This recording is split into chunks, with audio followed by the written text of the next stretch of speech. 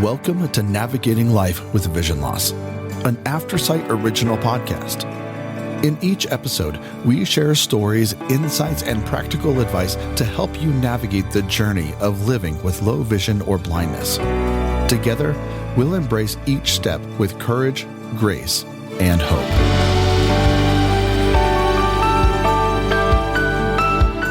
Hello, I am Kim Wardlow, your host for Navigating Life with Vision Loss. Welcome back. We are in our fourth episode of our series on advocacy and wrapping up the month of March. So today we are talking about advocacy in the workplace and navigating career challenges. And I'm really happy to have with me today Dominick Petrillo. He is a sports writer and an advocate for blind individuals as well. He has written articles. He writes for Sports Illustrated, Philadelphia Eagles, The Athletic, and Rotoballer. So welcome, Dominic. I'm really glad to have you on our podcast. Yes, Kim, thank you very much for having me. It's great to be here. Great. Well, we can dive right in. I think a blind sports writer might be something that people don't necessarily think about, or blind individuals might not think about that that's something that they would be able to do. How did you become a sports writer? What was that journey like? Yeah, Kim, unfortunately, a lot of employers don't believe it can be done either, so that's why it's very difficult to find work. But after I went blind, I realized I had to do something. So after I went to the New Jersey training school and learned JAWS a little bit, and I was able to use it better, I decided that my best way to get my story out and as well as help others is through sports. Because, obviously how today's society is, if you're on one side of the aisle, you're never going to listen to somebody on the other side and vice versa. So I figured that was, not a go. So but everybody loves sports no matter what side of the aisle on, what culture they come from or anything. So I figured sports was my easiest way to get in. And I always loved sports growing up, and football was my favorite, and it was my easiest to follow because being blind is difficult to follow all the sports because, a lot of websites aren't accessible. So I decided to stick with football. Reached out to some people about doing some fantasy football articles, and it took off from there. That's great. So you've done both football and fantasy football, correct? Yes, that's correct. Yeah. So, some diversity there within the arena of football. So how did you get started? I mean, I know you were reaching out to people, but what was that like? And when people found out that you were blind, like what was their reaction? Well, a lot of people, when they found out I was blind, they wouldn't even respond back to me or anything. But the way I got started initially was I was listening to a podcast called the Backyard Banter Podcast with Matt Harmon, who's with Yahoo Sports, and he brings on, he doesn't do it anymore, but he brought on fantasy people each episode and talked to them about how they got involved into it and everything. So the one I was listening to was about a gentleman named Justin Lanero, and he talked about how football kind of saved his life because he was a really bad alcoholic and he was drinking himself to death or whatever, and he stopped, and after he stopped, he ended up getting into fantasy football and making it. So I kind of had a kinship with him where we both had struggles getting into it and everything. So I reached out to him on Twitter, gave him my story, and he said, I'm going to help you. And he put out a post asking if anybody who had any availability or had any work they wanted done or were looking for another writer to reach out to him so they connected with me. And a couple of people reached out, and I ended up starting with my first job was actually free. It wasn't even a job, but it was with Andy Ferris and Andrew Inman. So after they brought me on, I worked with them for 2 or 3 years, and then went to different places as well. Right, and then from there, you just were continually meeting other people and networking. I know you've met all kinds of athletes.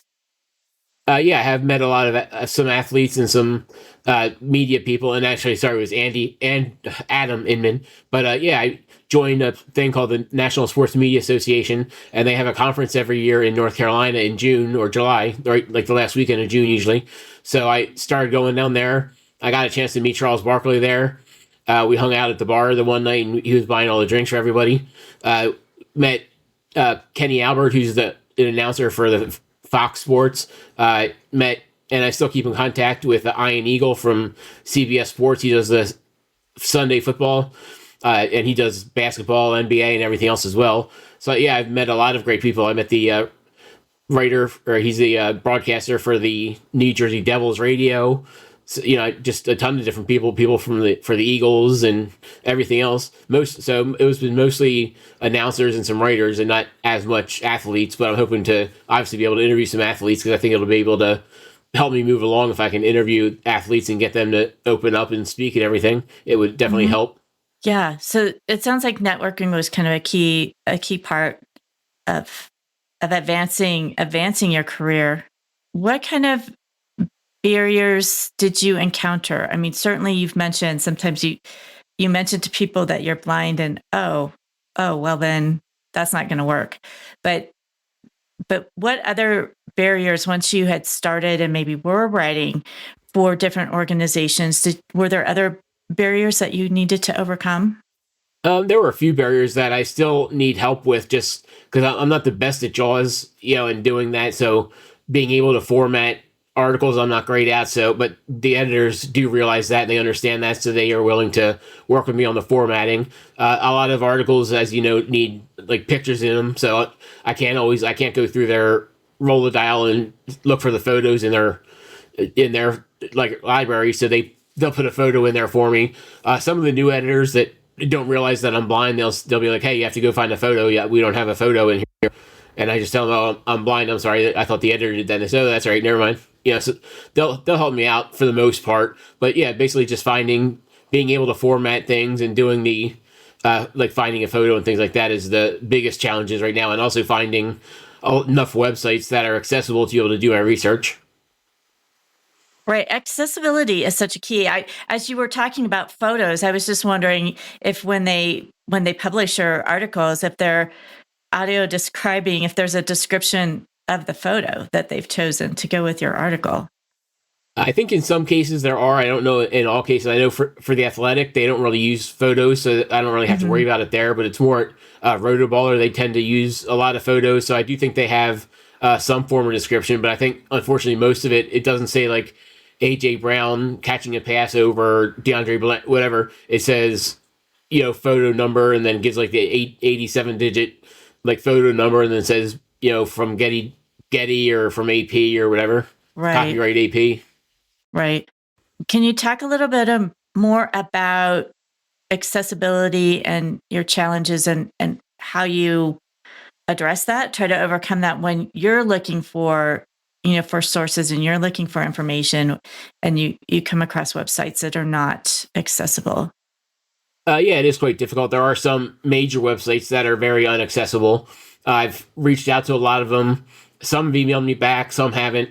A couple that emailed me back said, we're not accessible. We have no plans on becoming accessible in the future.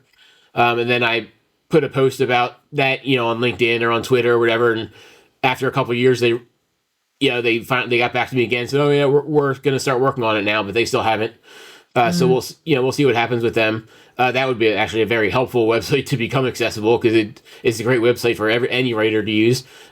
Then in other cases, they just said, "Oh, we're not worried about accessibility. We're just getting started on this, so we're not worried about accessibility." Others actually have changed a little bit.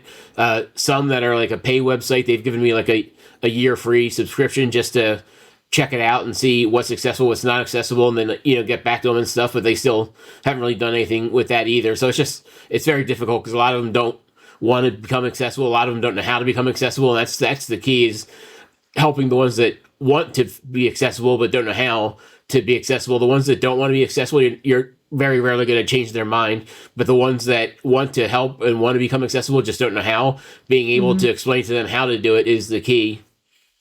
Right. Well, and I think that type of advocacy is so important. Obviously, it's important to you because you're needing this for your profession, but that would also benefit so many other people if they would make their sites accessible. So that type of advocacy is so important. And I could see where that might be frustrating to come across that over and over and have to continually do that. But oh yeah, especially with giant websites. So, I mean, it's not like some of them that I reach out to are very small sites, and I understand they don't have the manpower to work on it. But other ones, like, and I'll say because I've said it online before, like Sleeper Football or Sleeper Fantasy, they're becoming the biggest fantasy platform in the world. But they've been reached out to by friends of mine who were doing a lot of advocacy work even before I got started. I've reached out to them. Cited people on my behalf have reached out to them and everything, and a lot of times they either ignore you, or in some cases they just block you because they don't want to deal with it. So they don't even, not that they want to respond to you, they just outright block you and email them, so you can't email them anymore because they just really don't care, even though they say they do. And and the other one, like, it's not just for even fantasy, but Grammarly is the other one that originally said they don't care, that they're not worried about it and they have no plans on worrying about it. And then like 4 years later, they finally said, all right, we're worried about it, but we're trying to work it out, and they still haven't done anything. So when you're asking folks to change and make things accessible, like what is your approach to that? Obviously, we all know the things that oftentimes are not successful, but what have you found in cases that were successful? Is there some instance you could share where you were advocating for accessibility and it did make a change? Yeah, it's don't come at them as being like frustrated and angry and stuff, because that's just going to put them on the defensive from the jump. You have to come to them with suggestions of how to do things. Like, don't just say, hey, you really ought to be accessible because that's what social conventions require, or because this world is, going to hell or whatever, and we need to make things. But you don't go to them with stuff like that with your personal beefs or whatever. You just say, hey, that I try and tell them that there's 60 million disabled people in America. There's over 1.2 billion in the world. A lot of them are blind and they love fantasy football, or they love to write, or if it's what type of website I'm going to, they love to do this, but unfortunately a lot of websites are non-accessible and they can't do it. If you would be able to become accessible, you could really get a foot in the door on becoming the one that they prefer, because you were the first ones to actually, work on it and do it, and then I don't tell them about costs, because I don't know what it costs to do the accessibility stuff. But I tell them, I said, right, if you want to work on this, I would love to work on it with you. You can, I'd love to test things for you. I have a bunch of friends that could test things for you. We can give you feedback on what's good, what needs to be adjusted a little bit. And, I would love to be able to work with you on as being a tester after you start doing the accessibility. Mm-hmm. And I think providing some resources like that and offering to be a resource yourself would definitely be a positive from the company's perspective, and being able to get them to think about the benefits to them. Like you said, there's all these other people that might want to access their site and, participate on their site that just aren't able to. So yeah, exactly. You're basically cutting out 20% of the population by not becoming accessible. So that can mean a lot for your business if you make it accessible so they can enjoy it as well. Do you have tips for folks that might be, going into the workplace and just some of those difficult conversations? And I know I've heard different things about, like, when you tell someone that you're blind, because it might not be obvious in an interview that's virtual or that's on the phone.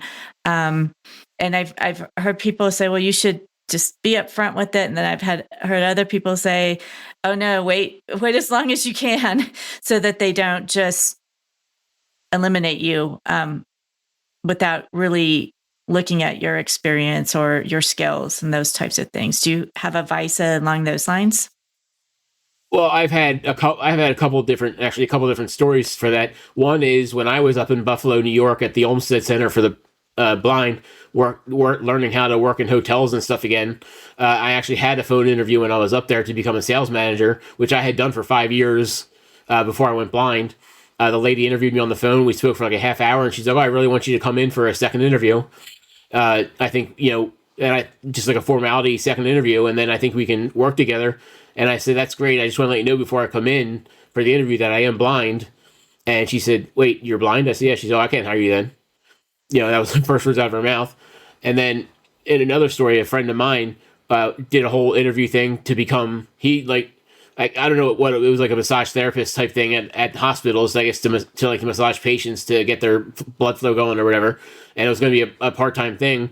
And he went through the whole interview process without telling anybody.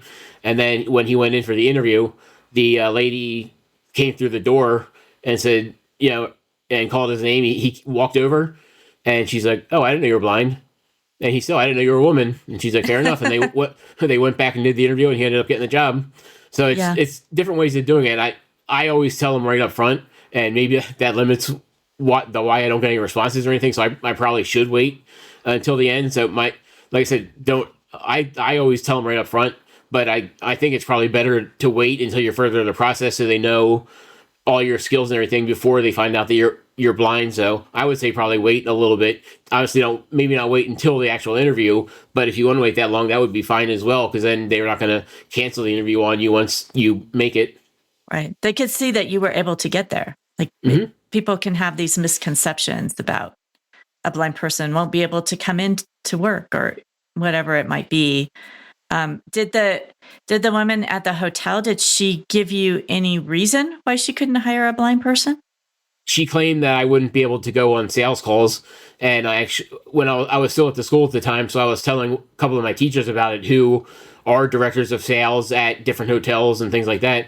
And they both said, oh, that's BS. They said, we've actually had blind people being sales managers for us, and they do all the legwork, and they get the customers, they call them like they're supposed to, and do all that kind of stuff. And then when the customer comes in to look at the banquet room or look at a room or whatever, we have like an assistant walk with them and tell them all everything they need to know and stuff. And then they go back and sit with the sales manager who's blind or whatever and do all the paperwork and everything. So you can definitely do it if you're blind. And like I said, I had done it for 5 years sighted, so I knew I could do it. But she just said that I wasn't able, I'd be a liability walking around the building showing people the banquet room and stuff, and that I wasn't able to drive to sales calls, which you don't really do anyways as sales manager. They usually come to you. Right. Yeah. Those things I've heard before from other folks of responses that they've gotten. So that I think just for our listeners, that might be something to consider of if you're interviewing for a job. And this is the interview that they're going to realize that you're blind, to you maybe anticipate some of those objections that they may have or misconceptions they may have about a blind person, to be able to address those. Yeah, for sure. And I actually, after I spoke to her, I called back and spoke to their director of human resources, just to kind of lodge a complaint, or just to let him know how his sales director was acting and that she was doing things that were illegal and could get the hotel in trouble or whatever. And I explained to him that I have the experience, that I've done the job before, that I'm, I could be just more qualified or just as qualified as, the other candidates that were applying there. And he said, well, how do you know you're more qualified? I said, I didn't say I was more qualified. I said I was more or as qualified. So he was just giving me a hard time as well. So then I spoke to the general manager, and she said she apologized for both of them. And I was trying to explain to her the same thing, that, it's illegal to do that and whatever. But she said, I completely understand. She's like, I have a mother who's blind, and I've been dealing with my whole life. So they definitely don't stand for what I stand for, and I apologize for them. And I just let it go at that, because even what was I going to do? Go to court and make them hire me? And then I'm going to be in the crosshair the entire time I'm there, because they're both going to be mad at me and trying to find things they can get rid of me for and everything else. So it wasn't even, worth fighting for there, but at least I did speak to all of them and speak to the general manager, and she understood. So I guess that's kind of where I left it.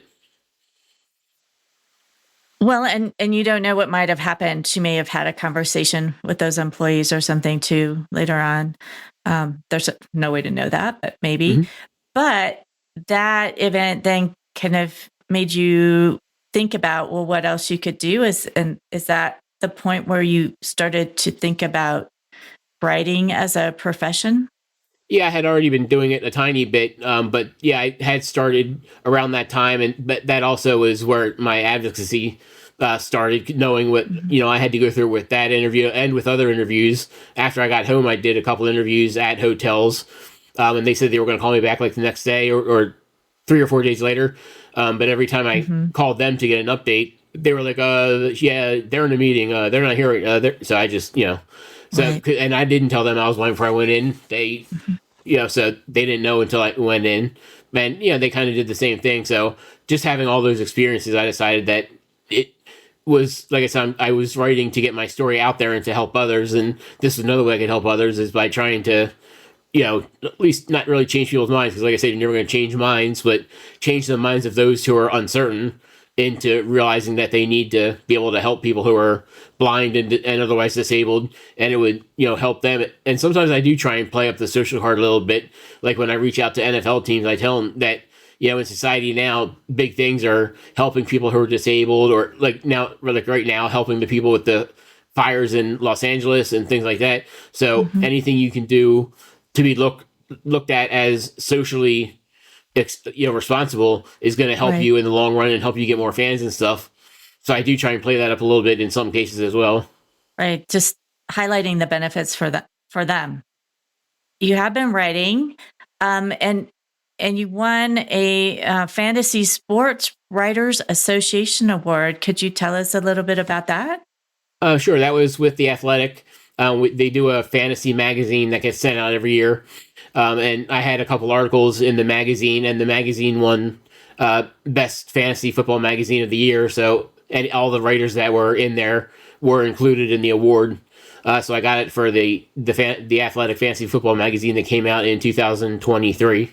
Well, congratulations. Yes, thank you. And that has to feel good after the journey you had in writing and pursuing your career to be recognized in that way. Yeah, it is definitely great. And my editor at The Athletic, who unfortunately left The Athletic last year, and The Athletic hasn't gotten back to me since he left to do any articles. But he and I still stay in contact quite a bit. And, he was saying, make sure you put this on your LinkedIn, make sure you put it on your resume and everything, because it's really going to help you. So even before it was out in the public, he knew about it. So he said, hey, you're an award winner now, so make sure you put that out there. Because he's helping me trying to find something as well. Being a freelancer that you are right now, it's a little bit different. Like we've talked to folks in the past about advocating, for your office space and technology where you are, if you're in an office environment. But could you share with our listeners a little bit about what programs you use and things, how you set things up so that you can work as a freelancer? Yeah, I use basic tools. I have everything set up right in my my bedroom on my desk. I have my laptop. I've never been good at using the laptop keyboard, so I have a regular standard size and standard layout desktop keyboard attached to my laptop that I actually use to do the typing and everything. And then I need to learn NVDA. I'm pretty sure it's pretty much the same as JAWS, but I just haven't used it before. So I still use JAWS. I try to use Microsoft Edge, but for some reason, I don't know if it's a thing that people know about, but I don't know about it. But when you use Microsoft Edge, it won't read pages anymore. Like if I go to like the Las Vegas Raiders coaching staff and I click on the page and then I do the headings to tap down to like each coach or whatever, it won't. It'll just go to like the headings to the top of the page and then it'll go down to the footer. It won't read anything in between. And even when I arrow up to the stuff in between, it won't read it. But yesterday I tried that on Google Chrome and it went right to the coaches, right to their, the whole thing. It was a little weird in doing it, but it did it. It went down to all the coaches individually and all that kind of stuff. So I don't know if that's a thing that JAWS is having an issue with Microsoft Edge. I think I heard somebody tell me that. But they want you to use Google Chrome. They say it works better on there. So I just have to try and figure out how to use Google Chrome now because I'm so used to the Microsoft Edge, because at first that was working really good with JAWS. So I stuck to that. Now I might have to try and move to Google Chrome. But yeah, other than that, that's pretty much all I use is my laptop and the keyboard. And then I have earphones and the microphone for when I do podcasts. Mm-hmm. Well, and just being flexible. I think everybody, whether you're blind, a person with low vision, or a sighted person, we all have those frustrations when the software we're using whether it's a browser or other types of software gets updated or changed, and all of a sudden it doesn't work the same, and it may not, as you said, work with another program we've been using in combination with it, like a screen reader or other programs. So being able to be flexible is important, or adaptable. Yeah, it's definitely what I need to do with I should have learned Google and Microsoft Edge. At least if I couldn't use one, I would have a backup. But my last thing I was using was Mozilla, which I was using when I was sighted. But then after I went blind, it kind of went iffy and all that kind of stuff. So that's why I had to stop that. And then I decided to go to Microsoft Edge, and that has been working. But now I have to obviously go to Chrome, and I have to figure out Chrome. I was trying to use it yesterday, like I said, and I have to figure out where like the favorites buttons are, and if I can save my favorites from Microsoft into Google and all that kind of stuff. Because on Microsoft it's easy. It automatically takes you to the search bar. I hit tab like 3 times, and then it says favorites, and I hit enter, and it pops down the whole list of favorites. And when I did that on Google yesterday, it never went to the favorites bar, so I don't know. I have no clue where it is. And I think they call them bookmarks on Google, not favorites, but I still couldn't find the bookmarks thing. And like I said, I don't even know if they're I don't think they're saved in there either, because they're all on Microsoft, so I'd have to be able to transfer them over. Well, Dominic, what advice would you give to someone who's blind or low vision that is just entering the workforce, whether they're a young person who has always been blind or had low vision, or like yourself who lost vision later in life, when they're either entering the workforce for the first time or they're re-entering the workforce now as a person who's blind or has vision loss? What advice would you give them? I would say the hardest thing to hear, but it's true, is that it's going to be frustrating. You're going to get a lot of rejection before you get any acceptance, and you can't let it get to you, because if you do, then you're never going to find a job. So you have to go through all the rejection to get out the other side. So just make sure it doesn't get to you too much, because I know all the negativity, all the rejection, all the everything can really bring your mood down. I felt that way for the first 30 years of my life, and then after I went blind, I decided to only think positive. So now, even if negative thknow happen, I always try and find a positive out of it. And that has really helped me. So just make sure that you don't get too upset, too frustrated. I know you're going to be upset, you're going to be frustrated some days, and that's fine, but don't let it get to you, because once you do finally find that company that is willing to work with you and understands, then you're going to have a far better, life moving forward, or better career than if you had gotten a job, the first job, just because you'd like that company because it was a giant company. Maybe the smaller company's better for you because they're willing to adapt. Where, like, if you go for IBM or whatever, they may not want to adapt. But if you go to a smaller company, whatever, like Lenovo or whatever, if anything like that, if it's like a mom and pop company, they may be more willing to adapt to help people, because they understand being a small company, how difficult it is. So they're maybe more willing to help people that are in difficulties. So just don't get frustrated, and your time will come. It just may take longer for us than it does for the fully sighted, because we have that. It's not even a perception; it's just the stigma that we can't do something, or that somehow, like in my case, I truly feel that some people think that you get stupid when you get blind. Like, not even if you're born blind or whatever, but once you go blind later in life, that you somehow become stupider as well. And that's not the case. We're just as smart as anybody else. And in some ways, if you think about it, we're smarter because we can do things in 2 ways. You can only do things in 1 way. So just don't get overly frustrated. Just understand that it's not you, it's the people surrounding you that don't understand what's going on, and just hold out for that company or that person that is willing to take the time to invest in you. But just make sure that if they're willing to take the time to invest in you, that you also work your hardest and invest in them when you finally do get that job with them. Are there any resources or advocacy organizations that you've worked with that you would recommend to other individuals? I haven't worked with a ton of them. I do like the ACB, the AFB. I've worked a little bit with a couple of people in those organizations. I haven't, but not necessarily with those organizations. But I do, like what they're doing and everything. So you can certainly join one of those. Even the NFB, if you wanted to, you could do that as well. I prefer the AFB and the ACB over the NFB, just prefer personal taste, but they all do. They're all working towards the same goal, and they're all doing great work. So just choose the one that best fits you, and just work with them, because they're going to be really beneficial in helping you. They can. I believe it's the AFB has a whole like jobs webpage that you can look at that shows jobs specifically from companies who are looking to hire those who are blind. So you can always look at their job posts and see if anything fits that you see there. So I would certainly take a look at those resources. Right. Well, that's great advice for folks looking for jobs, especially if you can identify employers that are specifically either open to, or maybe even specifically looking for individuals with vision loss to hire. Yes, and just make sure you look at what state they're posting for, because if they're, like even me, I live right on the border of Pennsylvania and New Jersey. If they're posting for Pennsylvania, even though it's remote, but they're posting it as Pennsylvania, then they would only have to pay me like $7 an hour, because that's what Pennsylvania's minimum wage is $7.25. New Jersey's minimum wage is $15.13. So if they're posting New Jersey, they have to pay $15 an hour. So just be careful what state they're posting for to see what the minimum wage in that state would be, because you'll make more in certain states than you will others. Even New York's minimum wage is 15 something. That's true. I hadn't thought about that.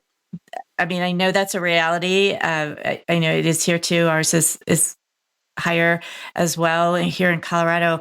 But a job posting might not be right in your state or in your town. So to definitely check that. And like you said, even if it's remote, that may affect you.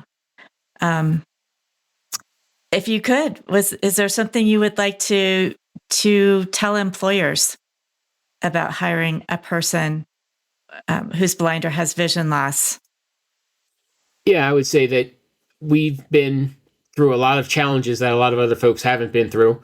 It even in my case, like my personal story, I went blind at 32.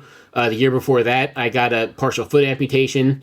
Since then, I've had final stage kidney failure. I was on dialysis for 4 years. I just had a kidney transplant right before Halloween. I've been in the hospital 3 times since then with fluid retention.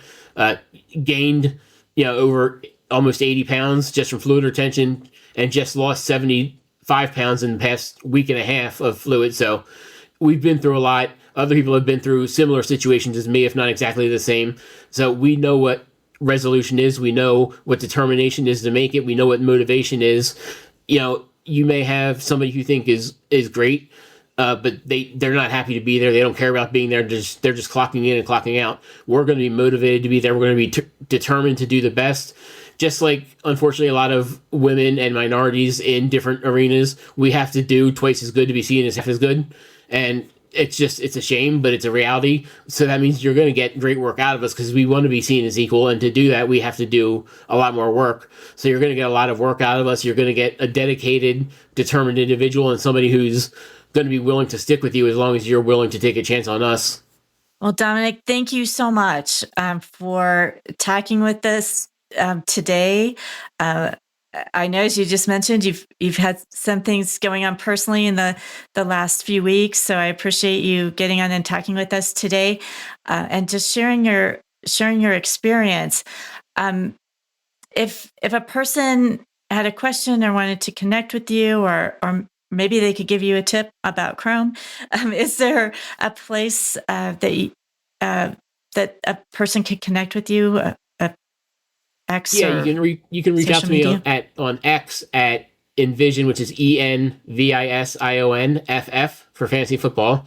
You can reach out to me on LinkedIn. I'm Dominic, which is DOMINICK, Petrillo, PETRILLO on LinkedIn. Or if you want to email me as well, you can email me at DominickPetrillo@gmail.com. Well, again, Dominic, thank you so much. And I just wish you all the best as you move forward in 2025 with your writing, and hopefully there are more awards in your future. Yes, thank you very much, and thank you for having me. Sure. Thank you, listeners. We'll continue our advocacy plan here as we go along, and we will be entering our 5th week of advocacy. So we hope that you'll continue to join us for that. And our next topic for our 5th week as we move into April will be legal advocacy and fighting for equal rights. And so we hope you will join us for that. And just please take into consideration all the things that Dominic shared with us today. If you're a person who is seeking employment, just to be tenacious and persistent and not get discouraged, and connect with other folks as well to be encouraging. Look for those resources of different advocacy groups as you're going through that journey as well. So we just encourage you in that way. If there's any questions or feedback you have for us, we always appreciate that. And you can reach us through our social media for Aftersight, or you can always email us as well at contact@aftersight.org. So thanks so much for listening, and we hope that you will join us for another episode. And as always, we hope this information has helped you navigate your life with vision loss.